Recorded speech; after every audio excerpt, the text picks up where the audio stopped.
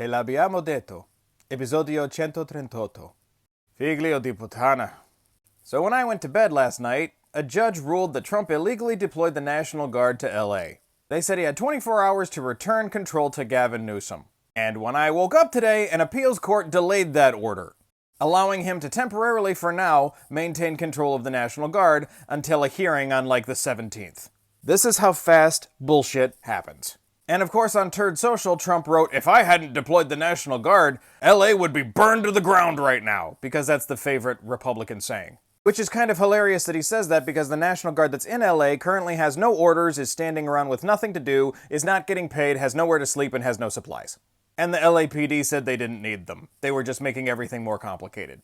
Of course, just like with the BLM protests, Trump wants you to think that Democrats in LA are burning the city to the ground and it's all hell breaking loose and it's World War III. Speaking of World War III, last night Netanyahu decided to launch an attack on Iran and its nuclear facilities, which always goes well. But it's fine, guys, because Marco Rubio immediately distanced the United States and said, "We weren't involved in the strikes, so don't bother coming after us, Iran."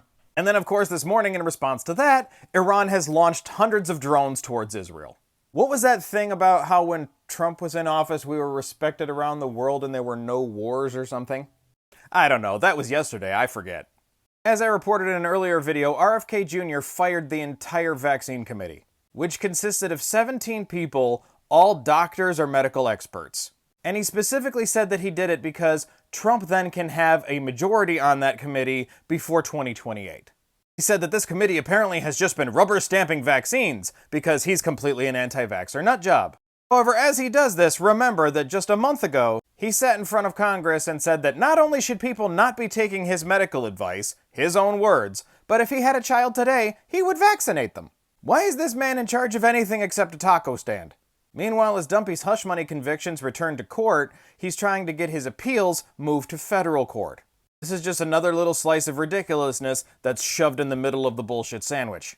While Kristi Noem was giving a news conference in Los Angeles, Senator Alex Padilla was forcefully removed and detained, just for trying to ask her questions. This comes as Kristi Noem said that the Department of Homeland Security is going to be in every state. As resistance to the fascist ICE raids continue, she's claiming that they're going to be pushing forward. But hey, look at the bright side. At least Dumpy's fascist military birthday parade might get canceled because of thunderstorms. He also can't afford that dead weasel on his head to get wet. This has been We Told You So. And I'm not gonna lie, this shit's not funny anymore.